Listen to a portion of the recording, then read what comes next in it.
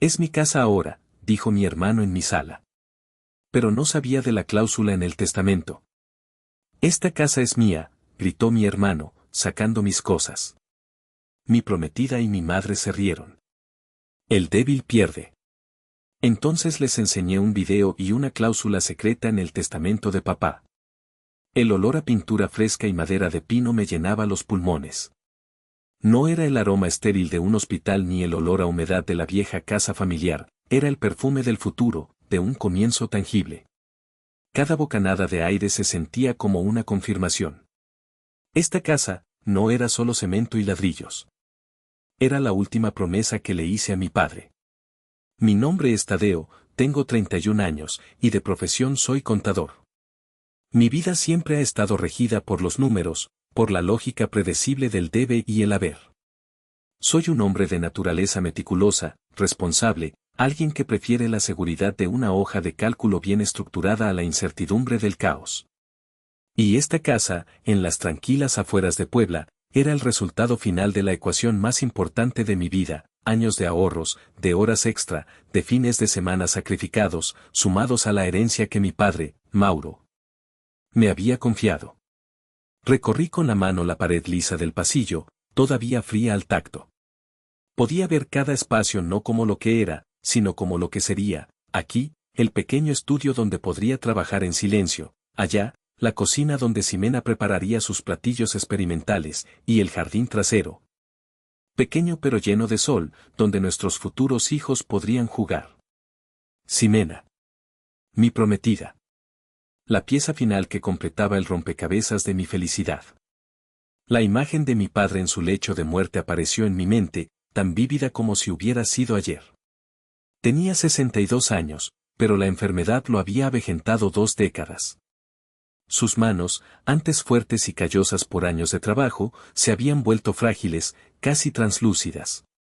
Me apretó la mano con una fuerza que me sorprendió. Tadeo, su voz era un susurro ronco, siempre he estado orgulloso de ti. De tu seriedad, de tu constancia. Sus ojos, hundidos pero lúcidos, buscaron los míos. Tu hermano.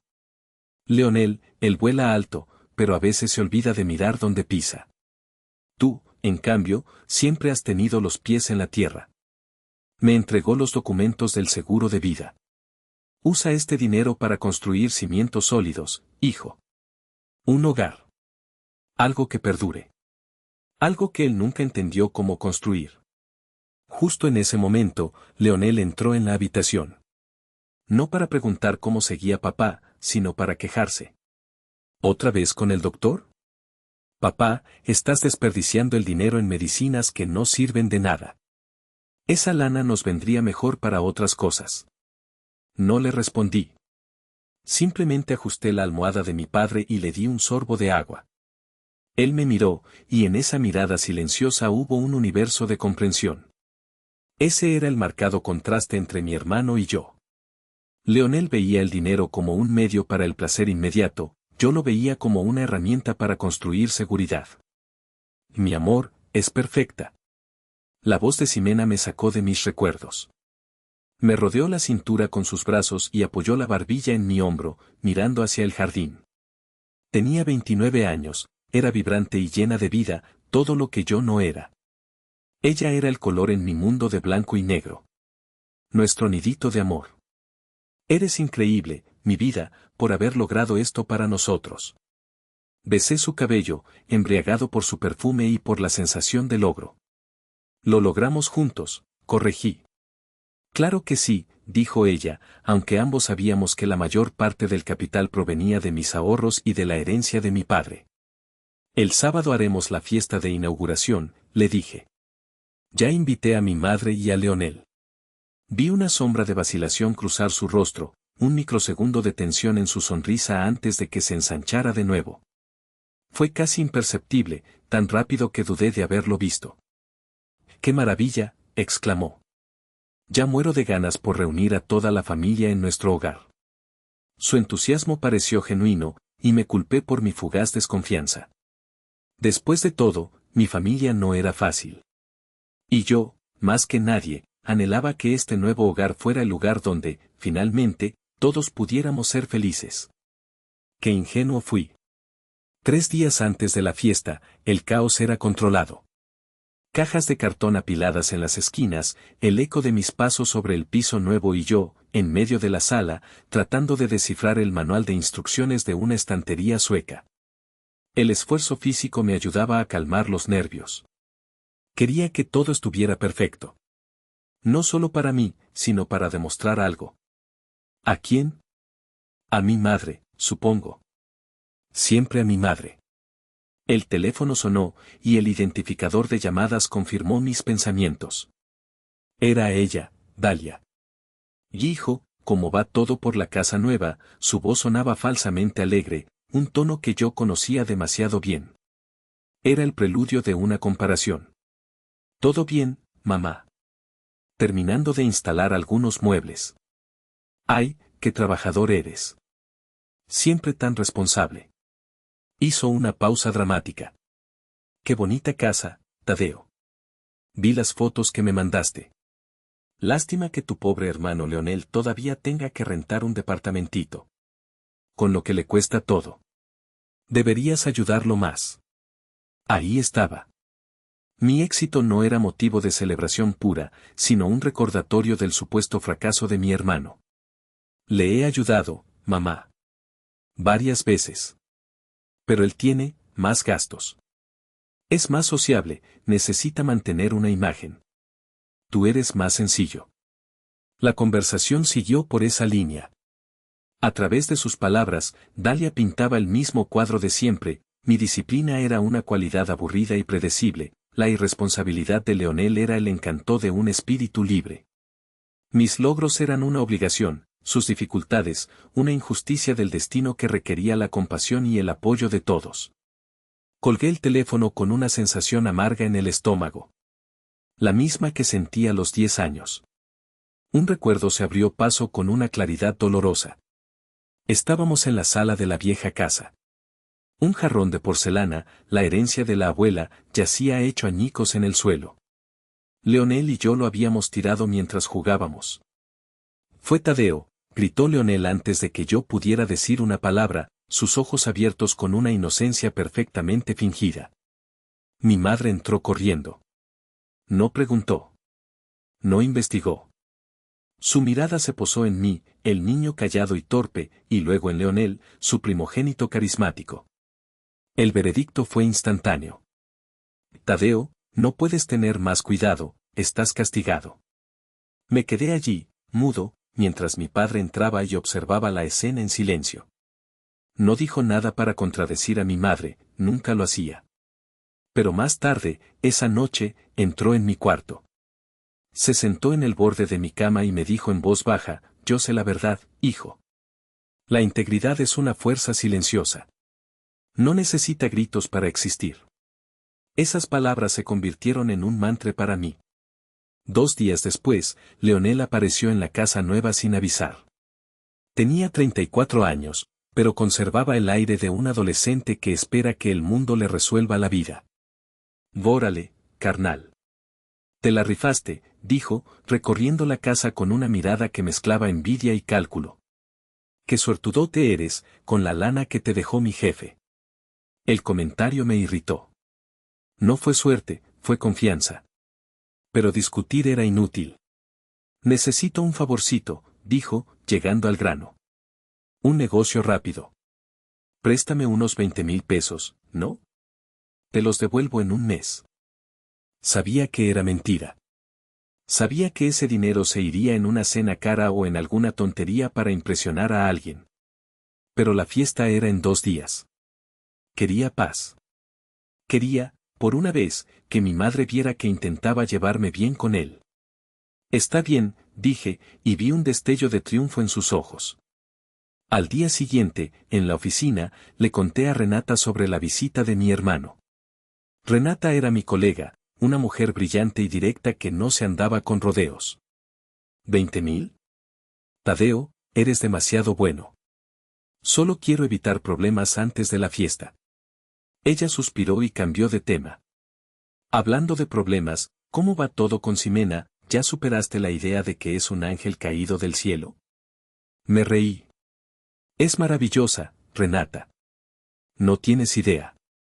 Ella me miró fijamente, sus ojos inteligentes analizándome. Parece demasiado perfecta, Tadeo. Todo se siente demasiado fácil. Los hombres inteligentes como tú a veces son los más ciegos en el amor. Eres demasiado desconfiada, le dije, aunque una pequeña parte de mí, la parte lógica, la parte del contador, se sintió incómoda. Las palabras de mi padre volvieron a mí, la integridad es una fuerza silenciosa. Pero, ¿y la mentira? ¿Acaso no era el ruido más ensordecedor de todos, disfrazado de silencio? Lo descarté. Estaba a punto de celebrar el mayor logro de mi vida. No iba a permitir que las sombras del pasado o las dudas infundadas lo arruinaran. La noche antes de la fiesta, con la casa ya limpia y ordenada, decidí hacer lo que mejor se me daba, organizar. Me senté en mi nuevo estudio, abrí mi laptop y empecé a revisar las finanzas para la boda. Era un ritual que me calmaba, poner orden en el caos. Teníamos una cuenta bancaria conjunta que abrimos hace 6 meses, donde ambos depositábamos una parte de nuestro sueldo para los gastos venideros. Todo parecía en orden, el depósito para el salón, el pago al fotógrafo, el anticipo para el banquete. Pero entonces, una línea en el extracto me hizo fruncir el ceño. Una sola transacción que no reconocí. Un retiro. No un pago con tarjeta, sino un retiro en efectivo de una sucursal bancaria en el otro extremo de la ciudad. La cantidad me heló la sangre, 95,000 pesos. El cursor del ratón flotaba sobre la cifra. 95,000 pesos mexicanos. Era una suma enorme, casi la totalidad de lo que Ximena había aportado a la cuenta. No podía ser un error. ¿Qué gasto de la boda requería tanto efectivo y sin previo aviso? Mi corazón empezó a latir más rápido. Intenté encontrar una explicación lógica. Quizás un proveedor de último minuto, uno que solo aceptaba efectivo. Pero, ¿quién? Habíamos planeado todo juntos. Yo conocía cada contrato, cada proveedor. Cuando Ximena llegó esa noche, la confronté. Traté de mantener un tono casual, pero mi voz temblaba ligeramente. Mi amor, estaba revisando la cuenta de la boda y vi un retiro grande, ¿pagaste algo de lo que no me acordaba? Ella ni siquiera parpadeó. Dejó su bolso en el sofá y se giró hacia mí con la sonrisa más deslumbrante que le había visto. Ay, tontito, arruinaste la sorpresa, dijo, acercándose y pellizcándome la mejilla. Era nuestro regalo de bodas. Reservé una luna de miel increíble, un viaje sorpresa a la Riviera Maya, todo incluido en un hotel de lujo. Quería pagarlo en efectivo para que no vieras el cargo y arruinaras todo. Pero como siempre, mi contador personal tenía que encontrarlo. La explicación era fluida, casi perfecta. Tenía sentido. Un gesto romántico, grandioso, muy propio de ella. Sentí una oleada de alivio, seguida inmediatamente por la culpa de haber dudado. «Guau, Ximena, no tenías que hacerlo», tartamudeé. «Claro que sí. Te mereces lo mejor», dijo, besándome. Pero mientras me abrazaba, la mente del contador en mí no se callaba. 95,000 pesos en efectivo para una reservación. ¿Qué agencia de viajes de lujo opera así en pleno siglo XXI? ¿Sin transferencias, sin pagos con tarjeta? Y en una sucursal tan lejana. Esa noche, apenas dormí. La duda era como una pequeña piedra en el zapato, insignificante al principio, pero insoportable con el tiempo. A las 2 de la madrugada, no pude más. Me levanté en silencio, fui al estudio y busqué el nombre de la cadena hotelera y la agencia de viajes que ella había mencionado casualmente. Encontré el número de atención a clientes. Mi corazón martilleaba contra mis costillas mientras marcaba. Una voz somnolienta me contestó. Me disculpé por la hora y, con el pretexto de confirmar una reservación sorpresa para mi prometida, di nuestros nombres, Tadeo y Ximena. La mujer al otro lado tecleó durante un minuto que pareció una eternidad. No, señor, dijo finalmente. No tengo ninguna reservación a nombre de Tadeo o Ximena. Ni para las próximas semanas, ni para los próximos meses, ¿está seguro del nombre? Colgué el teléfono. El silencio del estudio era ensordecedor. La primera mentira. No una omisión, no un malentendido. Una mentira elaborada, con detalles y una sonrisa radiante. Me quedé mirando la pantalla de la computadora, y por primera vez, la imagen perfecta de mi futuro se resquebrajó, revelando una oscuridad que no sabía que existía. A la mañana siguiente, llamé a Renata. Necesito tu ayuda, le dije, mi voz desprovista de toda la alegría de los días anteriores. Creo que tienes razón sobre Ximena. Renata no dijo te lo dije. Simplemente escuchó. Sentados en una cafetería discreta a la hora del almuerzo, lejos de la oficina, le conté todo, el dinero, la excusa de la luna de miel, la llamada nocturna. Ella asintió lentamente, procesando cada detalle con una calma que yo era incapaz de sentir. De acuerdo, dijo, sacando su laptop. Si miente sobre esto, miente sobre más cosas, ¿qué sabemos de ella, Tadeo? De verdad. La pregunta me golpeó. Me di cuenta de que sabía muy poco. Sabía de sus sueños, de sus comidas favoritas, de cómo se reía. Pero su pasado era una nebulosa de anécdotas bien contadas que nunca había cuestionado. Dijo que estudió diseño gráfico en la Ibero, que trabajó para 2 agencias de publicidad antes de volverse freelance. Empecemos por ahí, dijo Renata. Pasamos la siguiente hora en un torbellino de búsquedas. Renata era una maga digital. Se movía por bases de datos y registros públicos con una facilidad asombrosa. Los resultados fueron apareciendo, cada uno como un golpe en el estómago. Primero, la universidad. No había ningún registro de una Ximena con su apellido que se hubiera graduado, ni siquiera inscrito, en la carrera de diseño gráfico. Segundo, las agencias de publicidad. Ambas resultaron ser empresas fantasma, registradas en direcciones que correspondían a un terreno baldío y una tienda de conveniencia. No tenían sitios web, ni cartera de clientes, ni existencia real más allá del papel. Está borrando sus huellas, murmuró Renata, sus dedos volando sobre el teclado. Es profesional. El pánico empezó a apoderarse de mí. ¿Con quién estaba comprometido? Espera, dijo Renata de repente, inclinándose hacia la pantalla. Encontré algo. Un viejo perfil de Fotolog, casi completamente borrado. Pero la caché de una página antigua guardó algunas imágenes. Hizo clic, y en la pantalla apareció una versión más joven de Ximena. Pero el nombre en el perfil no era Ximena. Era Itzel. Mi sangre se heló. Itzel. Sigue buscando, le supliqué. Renata siguió excavando y entonces, lo encontró. El giro de trama que lo cambió todo. Una foto. Era de un bar, con poca luz, fechada hacía poco más de un año, 3 meses antes de que yo conociera a Ximena. En la foto, ella, o Itzel, estaba riendo, muy cerca de otro hombre, un tipo que no reconocí. Pero no eran ellos el centro de mi atención. En el fondo, desenfocado pero inconfundible, estaba mi hermano. Leonel. Sentado en una mesa cercana, solo, bebiendo una cerveza y mirándolos directamente. No era una mirada casual. Era la mirada de alguien que está esperando. De alguien que es parte de la escena. No puede ser, susurré. Un torbellino de recuerdos confusos me asaltó, Leonel presentándome a Ximena en una reunión, diciendo que era una amiga de una amiga, sus visitas cada vez más frecuentes.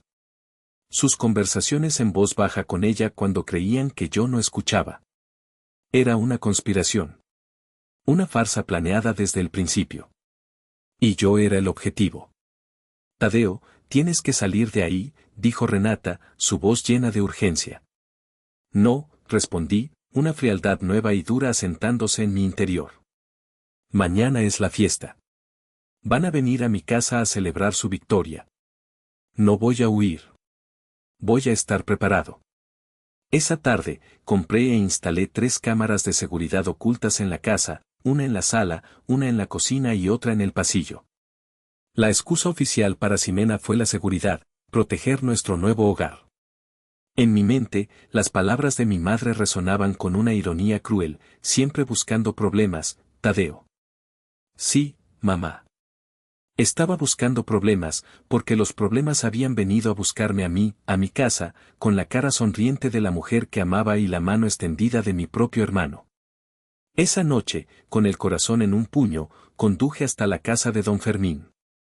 Era el mejor amigo de mi padre, el albacea de su testamento, un hombre cuya honestidad era legendaria. Le conté todo, con la voz quebrada. Él escuchó sin interrumpir, su rostro endureciéndose con cada palabra. A Leonel lo conozco, dijo finalmente. Pero esto es de otro nivel de maldad. Se levantó y fue a su escritorio, sacando una copia del testamento de mi padre. Tu padre era un hombre previsor, Tadeo. Un hombre que conocía la naturaleza de sus hijos. Lee ese testamento de nuevo, cada palabra. Puede que haya algo ahí que él ya anticipó. El día de la fiesta llegó con un sol radiante que parecía burlarse de la tormenta que se gestaba en mi interior. La casa, que apenas unos días antes era un símbolo de esperanza, ahora se sentía como un escenario. Cada invitado que llegaba, cada felicitación que recibía, era parte de una obra de teatro cuyo final solo yo conocía. Fingí alegría. Sonreí, abracé a mis tíos, serví bebidas. Mi actuación debió ser convincente, porque nadie pareció notar la tensión que me recorría el cuerpo como una corriente eléctrica. Ximena estaba radiante. Llevaba un vestido rojo que acentuaba su figura y se movía entre los invitados como la anfitriona perfecta, la futura señora de la casa. Mi casa. Leonel llegó tarde, como siempre, con esa arrogancia despreocupada que tanto irritaba a mi padre y que mi madre encontraba tan encantadora. Saludó a un par de personas y luego se dirigió directamente a donde estaba Ximena. Los vi cuchichear en un rincón de la cocina. Sus miradas se cruzaban, llenas de secretos y complicidad. No se dieron cuenta de que, desde mi teléfono, yo estaba viendo una transmisión en vivo de la cámara oculta que había colocado justo encima de la barra. Los veía y los escuchaba. Está todo listo, murmuró Leonel. Todo listo, respondió ella, sonriendo. El tonto no sospecha nada. Está tan feliz con su casita nueva. Más tarde, dijo él, cuando estén todos un poco más borrachos, lo hacemos. Sentí que el suelo se abría bajo mis pies, pero me aferré a la barra de la cocina, respiré hondo y volví a la sala con una bandeja de bocadillos. Tenía que aguantar. La tarde avanzó entre risas, música y conversaciones triviales. Yo era un fantasma en mi propia fiesta, observando, esperando. Mi madre, Dalia, no se separaba de Leonel, llenándolo de elogios, tocándole el brazo, riendo de todos sus chistes malos. A mí, apenas me dirigió la palabra, más allá de un qué bueno que le prestaste el dinero a tu hermano, es lo que un buen hijo hace. Finalmente, el momento llegó. La música bajó de volumen. Leonel, con una copa de champán en la mano, se paró en el centro de la sala. Ximena se unió a él, radiante, y le tomó el brazo. Un silencio expectante se apoderó de la habitación. Familia, amigos, comenzó Leonel, su voz resonando con una falsa solemnidad. Gracias por venir a celebrar esta hermosa casa. Tadeo ha hecho un gran trabajo. Hizo una pausa, saboreando el momento. Pero, como a veces pasa en la vida, hay un cambio de planes. Miró a Ximena, y ella le devolvió la mirada con adoración fingida. La verdad es que Ximena y yo nos hemos dado cuenta de que estamos hechos el uno para el otro. El amor verdadero no se puede negar. Y hemos decidido que este increíble hogar, la casa de la familia, será el lugar donde construiremos nuestra vida juntos. Un jadeo colectivo recorrió la sala. Vi a mi tío Silvestre mirarme con incredulidad y pena. Vi a Renata, a quien había invitado, apretar los puños a su lado. Y entonces, mi madre, Dalia, rompió el silencio. No con una reprimenda, no con sorpresa, sino con un aplauso eufórico. Claro que sí, exclamó, su rostro iluminado por un orgullo retorcido. Mi Leonel se merece esto, él sí sabe cómo hacer feliz a una mujer. Fue la puñalada final. La validación que ellos necesitaban. Envalentonado por el apoyo de mi madre, Leonel dio un paso hacia la entrada, tomó mi abrigo del perchero y lo arrojó a la entrada. Luego tomó un portarretratos con una foto mía y de mi padre. «Esta casa es mía ahora», gritó, su rostro transformado por la euforia del poder. Arrojó el portarretratos al suelo, el cristal se hizo añicos. Ximena y mi madre se rieron. Una risa cruel, triunfante. «El débil pierde, Tadeo», sentenció Leonel, mirándome con desprecio. La sala entera contuvo la respiración, esperando mi reacción. Esperando que gritara, que llorara, que me derrumbara. Pero yo no hice nada de eso. Los miré a los tres, a los arquitectos de mi humillación. Y con la calma más absoluta que jamás había sentido en mi vida, sonreí. Mi sonrisa los descolocó. No era una sonrisa de derrota ni de locura. Era una sonrisa fría, precisa, como una línea en una hoja de balance que indica que las cuentas están a punto de saldarse. ¿Estás seguro de eso, Leonel?, pregunté, mi voz tranquila cortando la tensión como un bisturí. Leonel parpadeó, su impulso triunfal se vio frenado por un instante de confusión. «¿Qué dijiste?», espetó, tratando de recuperar el control. No le respondí. En cambio, saqué mi teléfono del bolsillo, lo conecté tranquilamente al sistema de Smart TV de la sala y pulsé play. La pantalla de 60 pulgadas cobró vida. Al principio, los invitados solo veían una imagen estática de mi cocina, vacía. Luego, la puerta se abrió y entraron Leonel y Ximena, creyéndose solos. La conversación que tuve el privilegio de espiar horas antes ahora se reproducía en alta definición para una audiencia cautiva. «Está todo listo», se escuchó la voz de Leonel. «Todo listo», respondió Ximena, su voz melosa llenando la sala. El tonto no sospecha nada. Está tan feliz con su casita nueva. Un murmullo de conmoción recorrió la habitación. Vi a mi madre dar un paso atrás, su sonrisa congelada en el rostro. Ximena se puso pálida como el papel. El video continuó. «¿Y lo del dinero?», preguntó Leonel. Me creyó la historia de la luna de miel. 95,000 pesos, directos a mi cuenta personal. En cuanto nos quedemos con la casa, vendemos y nos largamos. Lejos de este pueblo aburrido y de tu familia de locos, dijo Ximena, riendo. La risa resonó en la sala silenciosa, grotesca y amplificada. Mi madre nos apoyará. Siempre lo hace, se jactó Leonel. Para ella, yo soy el rey. Tadeo es solo, el burro de carga. Nació para trabajar y para que nosotros disfrutemos.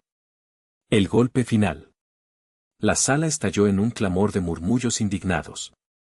Varios familiares miraron a mi madre con una expresión de puro desprecio. Ella parecía haberse encogido, su rostro una máscara de horror al ver su favoritismo expuesto de una manera tan cruda. Apagué la televisión. El silencio que siguió fue más pesado que cualquier grito.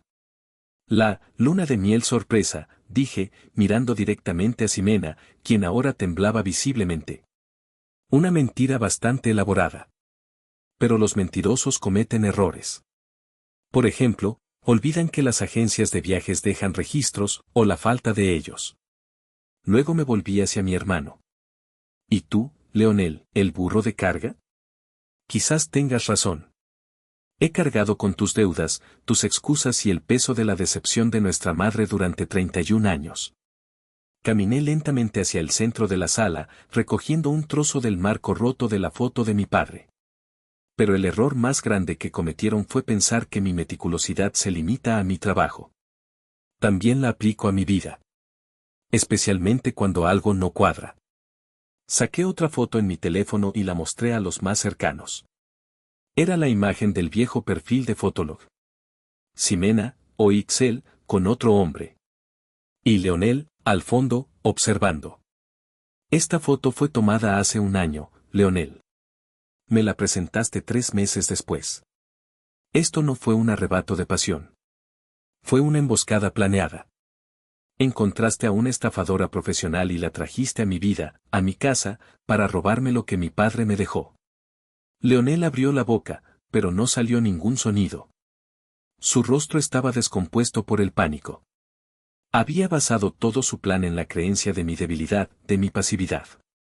Nunca consideró que el contador silencioso pudiera, de hecho, estar contando cada uno de sus movimientos. El teatro se había derrumbado, y los actores principales estaban atrapados bajo los escombros de sus propias mentiras, con todos los focos apuntando directamente hacia ellos. La sala era un tribunal silencioso, y yo era el fiscal que presentaba su prueba final. Tienes razón en una cosa, Leonel, continué, mi voz firme. Esta casa se compró con el dinero de papá. Vi un atisbo de esperanza en sus ojos, una última y patética creencia de que podía tener algún derecho. Pero parece que olvidaste leer la letra pequeña del testamento. De mi saco saqué un sobre. No era el original, sino una copia notariada que don Fermín me había preparado. La abrí con calma, el crujido del papel fue el único sonido en la habitación. Todos aquí saben que papá me dejó la mayor parte de su patrimonio en herencia directa. Lo que pocos saben es que no te dejó desamparado. De hecho, te dejó algo sustancial. Mi madre me miró con sorpresa. Leonel frunció el ceño, confundido. Estableció para ti un fideicomiso. Uno muy generoso, de hecho. Suficiente para que vivieras cómodamente el resto de tu vida sin tener que trabajar un solo día. Un suspiro de alivio escapó de los labios de mi madre. Leonel pareció enderezarse un poco. El dinero. Siempre era el dinero lo que le devolvía la confianza.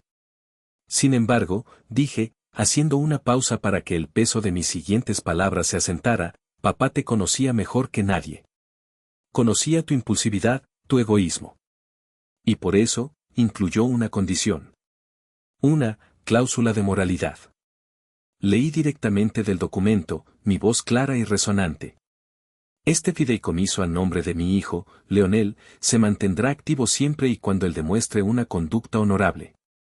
El fideicomiso quedará permanentemente anulado, y la totalidad de sus fondos serán transferidos de forma irrevocable a la Fundación de Becas para Huérfanos Mauro Cervantes.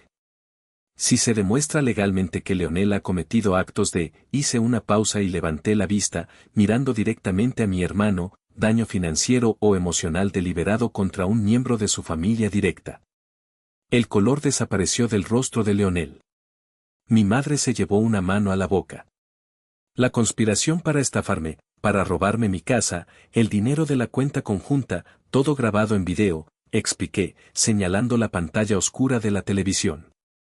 Eso, mi querido hermano, califica como daño financiero deliberado. Y la humillación pública, la traición, el intento de dejarme en la calle con la ayuda de mi propia madre, creo que un buen abogado argumentaría que eso constituye un daño emocional deliberado, bastante severo. Mi voz no contenía ira. Solo la fría y dura certeza de los hechos. Papá siempre supo quién eras, Leonel. No quería castigarte, quería darte una última oportunidad para que fueras un hombre de bien. Te dio una red de seguridad, y tú, en tu codicia, decidiste usarla para saltar al abismo. La tiraste a la basura. En ese momento, una figura se abrió paso entre la multitud. Era don Fermín. Su presencia imponía respeto. Se paró a mi lado, con una copia idéntica del testamento en la mano. Como albacea del testamento de mi amigo Mauro, declaró con voz grave, puedo confirmar que cada palabra que Tadeo ha dicho es cierta. La cláusula es legal, vinculante e irrevocable. El video, junto con el testimonio de los aquí presentes, es evidencia más que suficiente para iniciar el proceso de anulación del fideicomiso. El silencio fue roto por otra voz, más temblorosa, pero igual de firme. Mi tío Silvestre, el hermano de mi madre, el hombre que siempre evitaba los conflictos. Y yo puedo testificar sobre el daño emocional, dijo, mirando a su hermana. Dalia, he visto durante 30 años cómo has menospreciado a Tadeo y has enaltecido a Leonel. Cómo has creado una herida en este muchacho que nunca ha cerrado. Lo de esta noche no es un hecho aislado. Es la culminación de décadas de favoritismo y abuso emocional.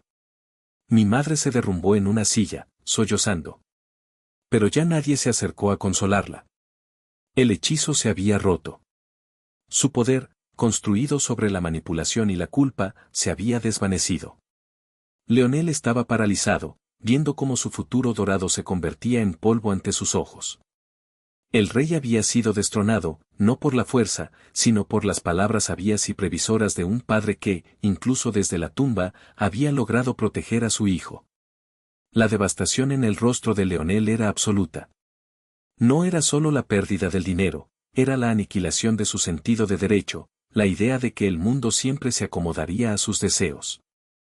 No es justo, él siempre lo prefirió a él, gritó, señalándome, su voz una mezcla de rabia y desesperación infantil. Tú lo envenenaste en su contra. Papá no necesitaba que nadie lo envenenara, Leonel, respondí con calma. Él solo necesitaba ojos para ver la verdad. Y él siempre la vio. Mi madre, entre sollozos, se unió al coro de la negación. Es tu culpa, Tadeo, siempre tan calculador, tan frío, lo hiciste a propósito para quitarle todo a tu hermano. Yo le quité todo, pregunté, incrédulo. ¿O fue él quien apostó su futuro en un plan ruin y perdió? Mientras la implosión familiar alcanzaba su punto álgido, Ximena, la estafadora profesional, vio su oportunidad. Con la atención centrada en nosotros, comenzó a moverse sigilosamente hacia la puerta trasera. Era un movimiento sutil, pero Renata, que no le había quitado los ojos de encima, la vio. No tan rápido, dijo Renata, bloqueándole el paso. Justo en ese instante, como si estuviera escrito en un guión, la puerta principal se abrió. No era un invitado tardío. Renata se giró y sonrió levemente. Entró con ella otra mujer, de unos 30 y tantos años, con una mirada dura y una expresión de quien ha luchado 1000 batallas. Miró directamente a la mujer que yo conocía como Ximena. Hola, Itzel, dijo la recién llegada, su voz cargada de un resentimiento antiguo. Ximena se quedó helada. El último vestigio de color abandonó su rostro. Se dio cuenta de que no había escapatoria. Renata la encontró, expliqué a la sala confundida. Parece que Ximena, o mejor dicho, Itzel, tiene un historial. Esta mujer es una de sus víctimas anteriores. Le estafó los ahorros de toda su vida hace 2 años en Querétaro. La víctima, cuyo nombre aprendí más tarde era Sofía, sacó su teléfono. He estado buscándote por todas partes, maldita. Ya he hablado con mi abogado. Y con la policía. Creo que les interesará mucho saber de tu nueva identidad y de tu intento de fraude aquí en Puebla. Ximena se desmoronó. La fachada de sofisticación se evaporó, dejando al descubierto a una criminal acorralada. Y en cuanto a ustedes dos, dije, mirando a mi madre y a mi hermano, yo también presentaré cargos. Conspiración para cometer fraude y robo. El video es bastante claro. Dejaré que la ley decida que es justo. El colapso fue total y absoluto. Leonel, enfrentando la ruina financiera y ahora también consecuencias legales, se dejó caer en el sofá, con la cabeza entre las manos. Mi madre miraba a su hijo predilecto, su rey caído, sin saber cómo protegerlo esta vez. Ximena estaba atrapada entre su pasado y su presente, a punto de pagar por todos sus crímenes. Y yo, Tadeo, el contador, el hijo silencioso, el débil, permanecí de pie en medio de mi sala. La casa ya no se sentía como un escenario, sino como mi fortaleza. La fortaleza que había defendido y ganado. El aire estaba cargado con los escombros de una vida de mentiras, pero por primera vez en mucho tiempo yo podía respirar con claridad. La fiesta, o lo que quedaba de ella, terminó en un silencio incómodo y denso. Los invitados se fueron despidiendo en susurros, con miradas que mezclaban pena por mí y repulsión por lo que habían presenciado. La policía llegó, llamada por Sofía, la víctima de Itzel/Ximena. Tomaron declaraciones, se llevaron a una Ximena esposada y le informaron a un catatónico Leonel que sería citado a declarar. Cuando la última patrulla se fue, solo quedamos unos pocos. Don Fermín, mi tío Silvestre, Renata y yo, de pie entre los restos de la celebración, copas a medio beber, bocadillos intactos y el eco de las palabras crueles aún flotando en el aire. Mi madre y Leonel se habían ido poco después de la policía, sin decir una palabra. Mi madre ni siquiera me miró. Su salida fue la de una reina exiliada de su propio reino ficticio. Don Fermín puso una mano pesada y reconfortante en mi hombro. Tu padre estaría orgulloso, Tadeo. No por la confrontación, sino por la fortaleza que mostraste. Defendiste su legado y, lo más importante, te defendiste a ti mismo. Asentí, incapaz de hablar. Mi tío Silvestre se acercó, sus ojos llenos de un arrepentimiento que parecía genuino. Perdóname, sobrino. Por todos los años que vi la injusticia y me quedé callado por no causarle problemas a mi hermana. El silencio también es una forma de complicidad. Lo importante es que habló hoy, tío, le respondí, y vi un peso quitarse de sus hombros. Finalmente, me quedé a solas con Renata. Ella estaba recogiendo algunos vasos, poniendo orden en el caos de manera natural. Gracias, Renata, le dije, mi voz finalmente encontrando su fuerza. No podría haber hecho esto sin ti. Sin tu ayuda, sin tu confianza en mí cuando ni yo mismo confiaba. Ella se detuvo y me miró, sus ojos directos y honestos. No tienes que agradecerme. Solo hice lo que cualquier amigo decente haría. Además, añadió con una pequeña sonrisa, siempre he pensado que los contadores son superhéroes subestimados. Luchan contra el mal, una hoja de cálculo a la vez. Me reí, una risa genuina, la primera en días. La tensión que había estado acumulando en mi cuello y hombros comenzó a disiparse. Se insinuó en el aire el comienzo de algo nuevo, algo real, construido no sobre ilusiones, sino sobre la base sólida de la confianza mutua. Cuando todos se fueron, caminé solo por las habitaciones de mi casa.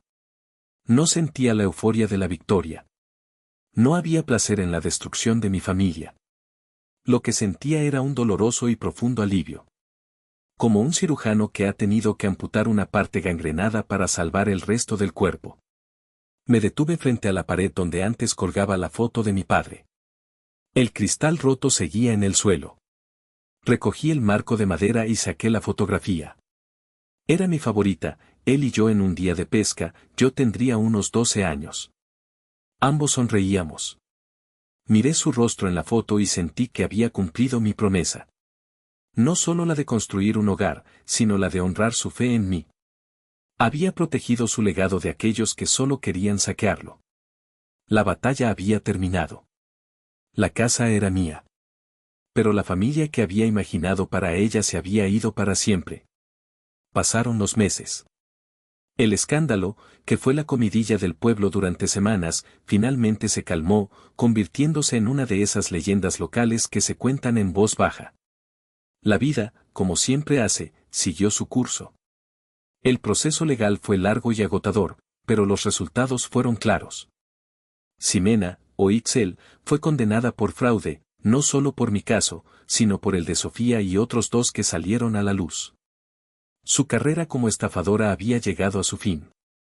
Leonel, para evitar una sentencia mayor, llegó a un acuerdo.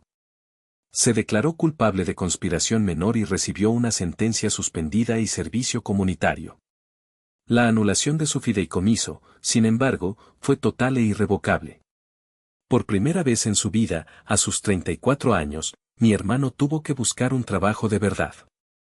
Mi madre, Dalia, se encerró en sí misma. Se negó a hablar conmigo. Según mi tío, vivía en un estado de amargura y negación, culpándome a mí por haber destruido a la familia. Quizás algún día entendería. Quizás no. Yo, por mi parte, dejé de esperar su llamada. Mi propia transformación fue más silenciosa, pero más profunda. La experiencia me había cambiado. El Tadeo que siempre buscaba la paz a cualquier costo, que se encogía para no hacer olas, había desaparecido. En su lugar había un hombre más asertivo, más seguro de sí mismo. Un hombre que había aprendido a trazar límites claros, incluso con las personas que se suponía debía amar incondicionalmente. La relación con Renata floreció. Comenzó con cafés después del trabajo, luego cenas, luego fines de semana explorando los pueblos cercanos. Con ella no había juegos ni máscaras. Había honestidad, risas y un respeto mutuo que se sentía como tierra firme bajo mis pies.